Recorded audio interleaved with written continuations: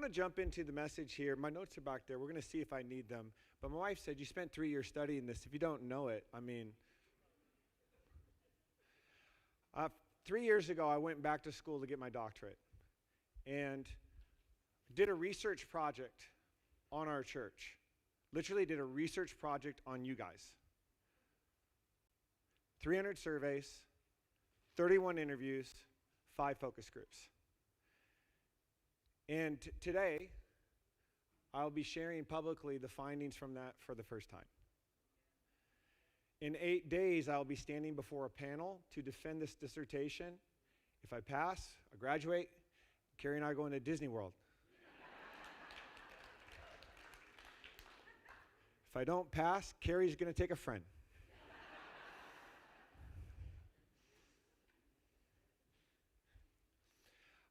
The way a dissertation works is, for a doctoral in ministry, the way a dissertation works at the school I'm at, you have 5 chapters. And so your first chapter is your proposal, and it's a research question, okay? Your second is your theological and biblical foundation. Right? Well, this good stuff got to be in the Bible, right? The third is then your research methodology, how you're going to study this and the data that comes from it. Fourth is your findings that come out of that data. And then finally, the future implications, because they want you to say, not just that you learn this stuff, but you're able to work this into your ministry. And as I was starting this, I was at 3 years ago, some of you know, pretty low point. Felt like when we started to meet in person, the word didn't get out to some of the people. So, but then I was led to the scripture that's in Matthew. And in Matthew chapter 9, it's actually 37 and 38, that the harvest is what? Great. But the workers are? I actually thought the workers were few, but the harvest was also few. And since then, I've learned, as I've been watching, God was just making new wineskins to pour out new wine. And we're seeing a harvest in America. We're seeing it on college campuses across America, and we're seeing it now in our churches. And the problem isn't that we don't have enough Christians, we don't have enough workers. The harvest is great, the workers are few. And then it says what? To pray to the Lord of the harvest and ask him to send. He's sending workers. I started off with the research question, and the question was this, is it appears that the American church is losing influence in society. So why? And what does New Life need to do to adapt to these new realities? Okay. So as I was studying this, I did find out it is true. We are losing influence. There are actually a growing group of what's called non-practicing Christians. 45% of Christians are non-practicing, meaning they don't go to church, they don't do Bible study, they're not a part of a group. So just the stuff that you would think we do. There's also a growing group of what's called duns. Those are people who were in church, now they're done with it. Some of you know some duns. Then there were some nuns, okay, not Catholic, but there's those too. But nuns are people who say, I don't have any beliefs. Okay.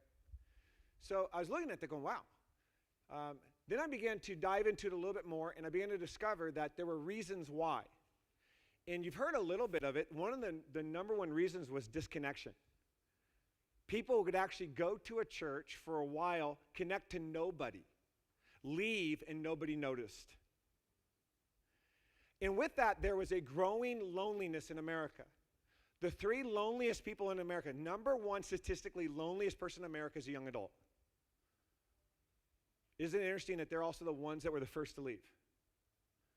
And what also is interesting, they're the ones longing for mentoring relationships in family. The second loneliest group are moms with littles. If you're a mom with littles, or you were a mom with littles, you're like, oh yeah, I remember that. Think about just stuff that we could do. We've been investing in young adults, young adult ministry, partnering for young adult housing, the New Life Leadership College with young adults. We've been investing in moms ministry, moms meetups, moms groups, breakaways. People are looking for friends. The last was this, and you heard it here, is adults with older kids who don't have friends. In fact, we are launching some trips. We have a space for 55 people to go to Israel in 2024, and we have 100 tickets to go to California in May for a conference. Actually, now we're down to 50 tickets. Because it's one of the ways adults make friends is they go on a trip, and then they come back like, oh, we're friends. Secondly, when I looked into it a little bit more, I noticed that media was starting to shape values. So it used to be, that the number one shaper of values was the church, then the family, then the media. Now, the number one shaper of values in America is the media. Number two, family. Church is distant third, if on the list. But the thing that caught me was actually, as I dug into it more, was the problem in the church. There was a perceived or real lack of authenticity in church leadership. And that trust in pastors was at an all-time low, 39%. And as I looked at that, I was like, wow, I wonder why. And I studied it. I noticed that pastors from very influential, large, well-known churches over the last decade had multiple moral failures, substance abuse problems, and one of them, I think, was fired for being excessively mean.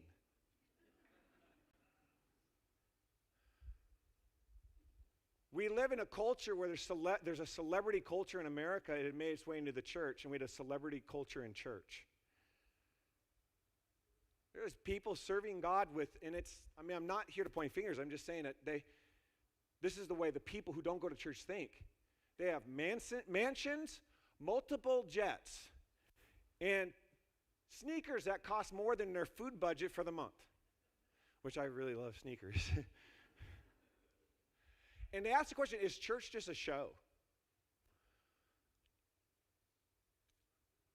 As I began to dig into that, I noticed that there was a dark side to the celebrity church culture and celebrity pastors. It was creating distance between the people of the church and the leaders in the church. And it was bad for the church, but it was also bad for the pastors and their families. And 42% of pastors during COVID thought of quitting ministry forever. And so as I got to the bottom of it, I started to ask, is there a better way? And the answer is, and it's people becoming the church. I was like, that's what we don't need a new vision. We need to do our vision better. It's okay. The rest, no. Let it happen naturally.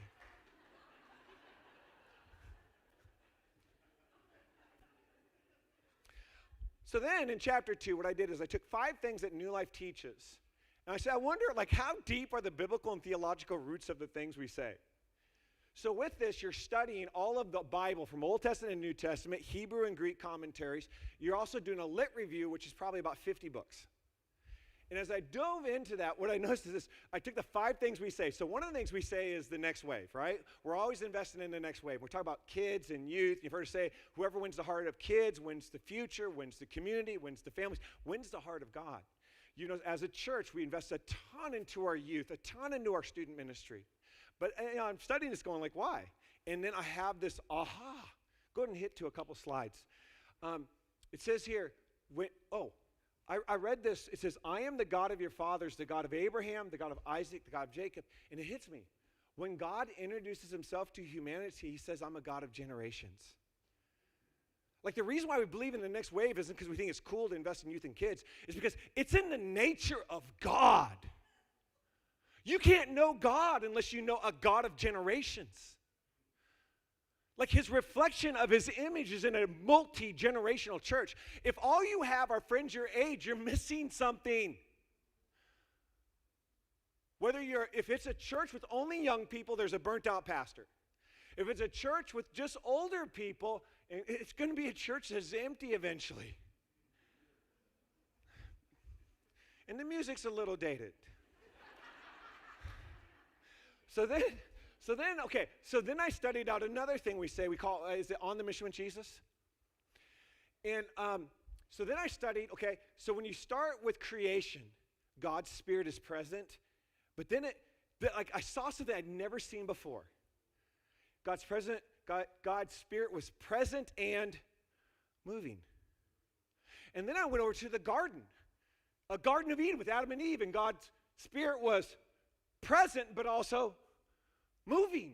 And then I went to the Exodus where God's leading these people out of slavery, Egypt, and God's Spirit was present and moving. And the Word became flesh and lived among us, and we saw His glory, the glory of the one who came from the Father, full of grace and truth. And God's Spirit in a human body was present, and we, the church, are the hands and feet of Christ in the community. God's Spirit through the church is present and moving. It's getting there, isn't it? Then I studied out another thing we say, the gospel wins. And I began to study this, and Greeks tend to name books by like what they're about. So we have Greek titles in the Old Testament, like Genesis is actually just a word in the Greek for origins or generations. But you go to like Hebrews, they tend to just go with the first words of the book, like Bereshith.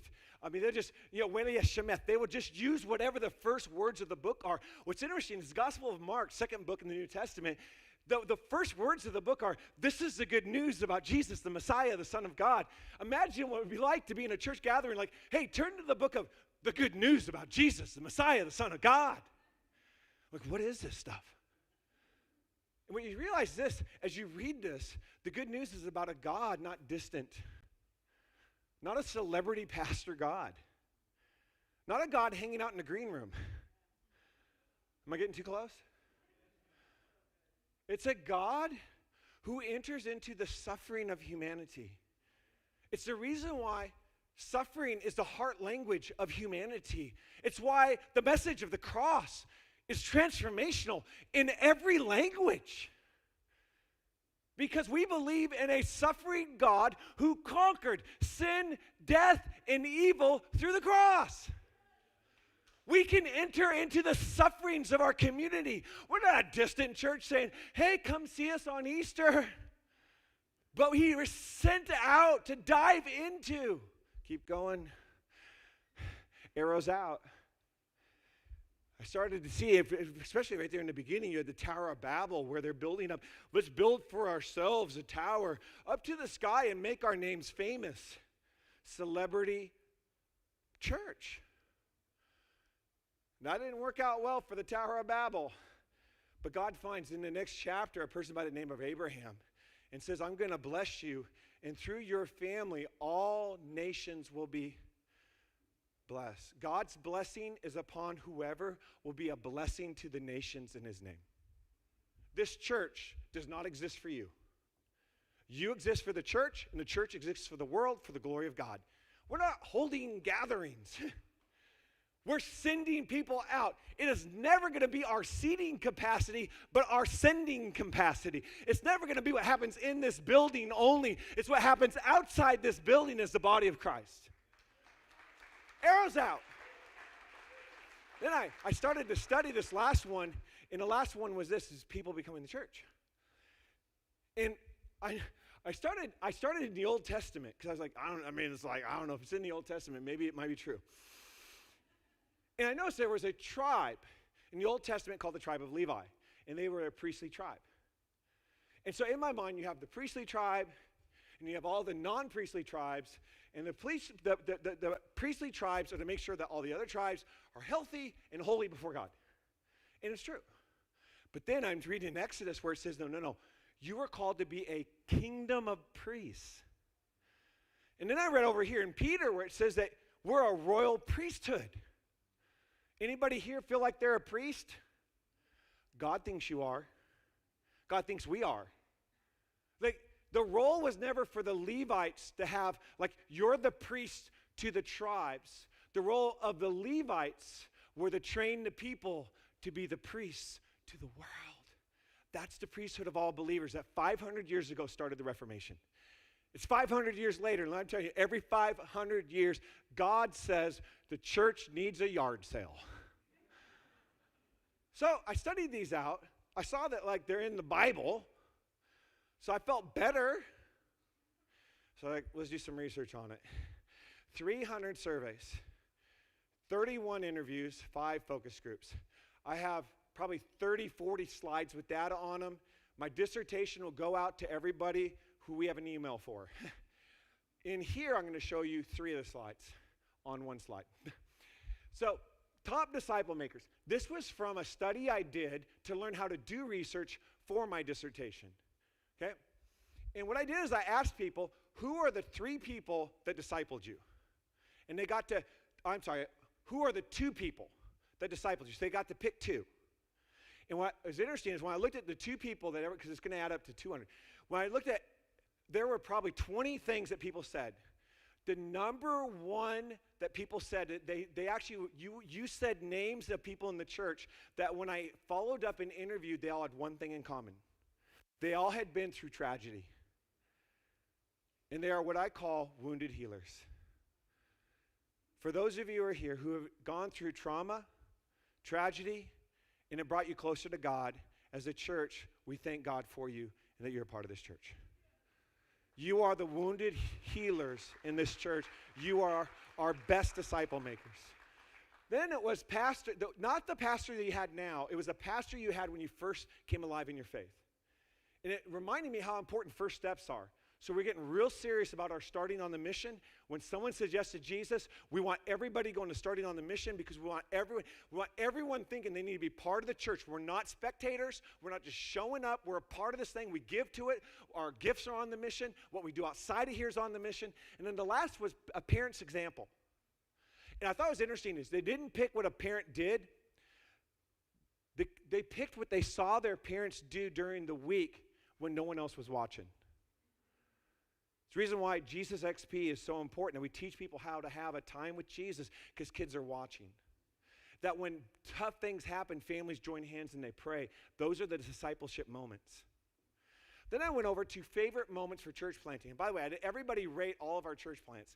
And it's not up there. But one of the funny things to me was this, is when people rated all of the campuses and churches we launched, they did not rate them based on how many people showed up. They rated them based on, did they make any lifelong friends? That's what I said.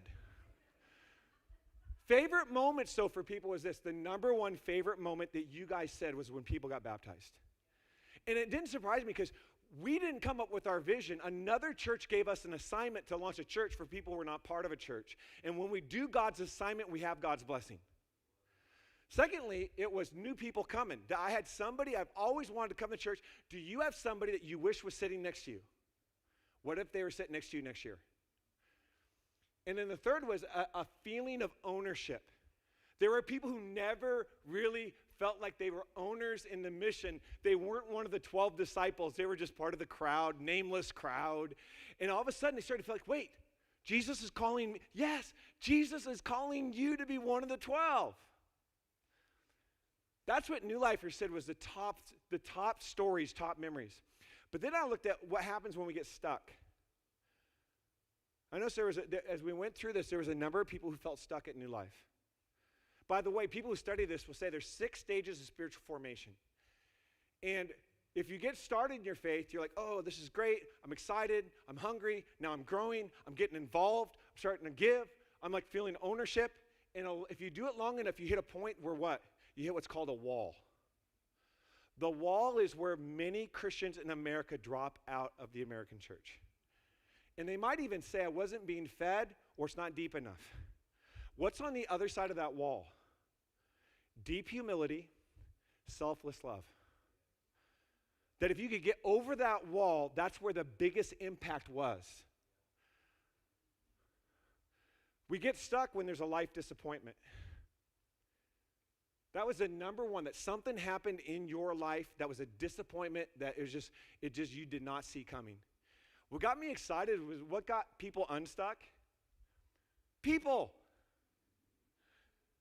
said there was someone who came alongside me. This is where now we've been starting what we call guide training with Jesus XP. There are people who have been through, you've walked with Jesus. We need to train you to go and get people unstuck, get them over the wall, get them back on the mission. So this is a few of the slides. Obviously, I had like 10 times this. But then I said, okay, what are the findings? Okay, so I looked at all the themes, and what I did is I ended up having over 200 pages of transcripts, so you just read over them. And I saw some common themes. And so I wrote about them, and one of them was this, that joy fuels the work of the mission. So it was interesting. One New Lifer said they were part of 2 launches. One had extreme joy, and the other one they called a tough slog. Now, how many know having kids takes work? Yeah, it's hard. What keeps you going? Joy. In fact, I don't know if you ever heard of this verse. The joy of the Lord is my... It is. And when we lose the joy, we lose our passion for the mission. Do you need to get your joy back? Baptisms are the birthday parties of the church. We have decided that we need to, these are bigger moments than what's on our worship map. These are so important, and that when you're baptized, the people that get to see, I had one person come and say, I want to do a baptism, but I want it to be private. And I was so I was able to sit down and help them understand. The point of baptism is that it is public. It's how you go public.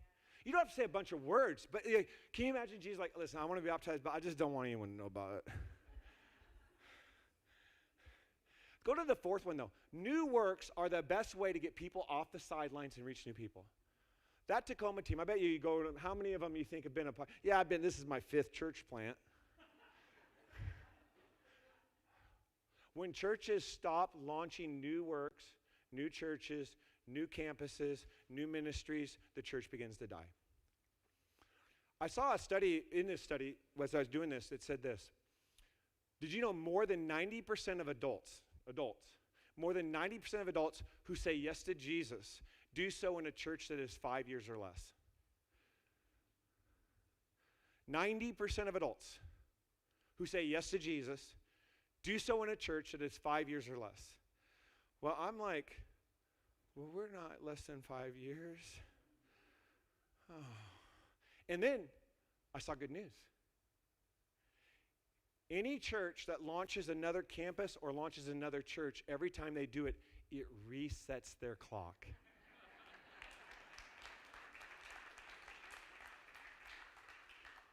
I'm telling you, every campus needs to be involved in the Tacoma launch, not just for them. We got to reset our clock, folks.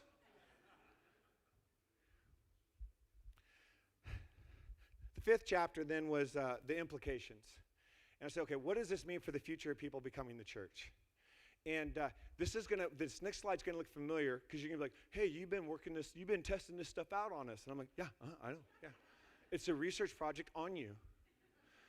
I came up with 5. I thought they were trends. Last year's State of the Church, I presented these as trends. I've since learned they're not trends, they're principles.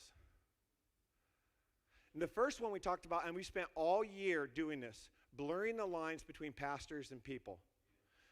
Do we need a celebrity church culture in Silverdale, Port Orchard?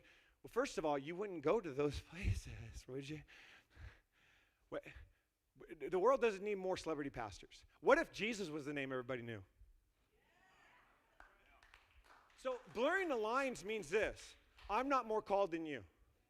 If someone between Carrie and I had to quit our job, it might be me, because she's called. We can't have 2 classes of Christians. I'm a lowercase m minister. I'm a capital M because I have Pastor Reverend Your Highness by my name. And can we talk about that? Listen, if your background is that the way you honor leadership is you call me Pastor Wes, do it. But think about this. Just think about this. We were able to call the Son of God by his first name.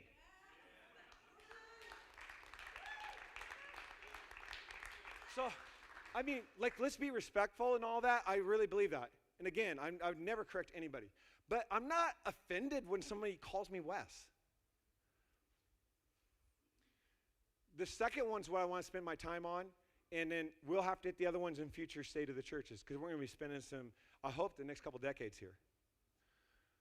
Creativity sparks evangelism. You can't have number 2 unless you have number 1. If you don't feel that you're as called as me, then why would you do number 2? Who's planning Easter right now? Me? You already see what I can do. What if everybody here thought they were planning Easter? Do you think there might be some creativity? How important is creativity? Well, it's the first verb of the Bible. In the beginning, God created the heavens and the earth. In fact, the Holy Spirit will give you creativity. And it's your thing. Whatever the sector of society that you're involved in, or wherever it is that you live, or the age group that you connect to, you're going to reach those people better than any of me. What if this year our Easter marketing plan was you? What would you guys come up with? Okay, so that's what we did. We have put together an Easter marketing plan based on you. And here's what I've done. We have created these kits that are out, packs that are out in the lobby.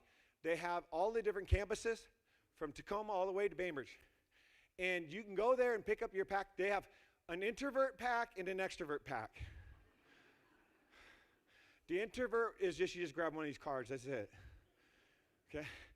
The extroverted one, we actually have on there Easter peeps in your pack, so you can have Easter with your peeps. Go ahead, groan. That's what you get when we're the creative ones. In there are these cards. So some of you, I want you to take a whole box of cards because you're the extrovert. And for your area, would you be a messenger of Easter? And would we together present a message of a gospel, of a suffering God who's conquered sin, death, and evil in a way that brings life and friendship to the people that we love? On this card, it has what I call the New Life Guarantee. On the back, it says this, and I got some input from you guys. You changed it multiple times. If you don't like this one, you should have said something. Number one, the message will be about Jesus, not politics. Now, listen, there's a place to talk about politics. I'm doing a class on Revelation, which is really Jesus and power and politics. But on the stages of our campuses, people who aren't going to church are going, you know what, I would go if they'd talk more about politics. Number two, kids will love it and learn the Bible. Sometimes they only do one of those. Number three, there'll be a lot of great people to welcome you, not judge you. That's on you guys. Okay. Number four, no one will beg you for money, but we will unleash compassion in our community. And then we're going to try our best to make this true every week. You're invited to Easter, people becoming the church. So I want to pray over you, and I've invited Justin Bryant to come. And I want you to, this is what I'm hoping for, that tonight when you're laying in bed, that you're dreaming of creative ideas on how God's Spirit might work through you to spread the message of the gospel to the people that you love, where you work, where you play, the activities that you have, that you would see yourself as the people of Easter. Would you stand with me?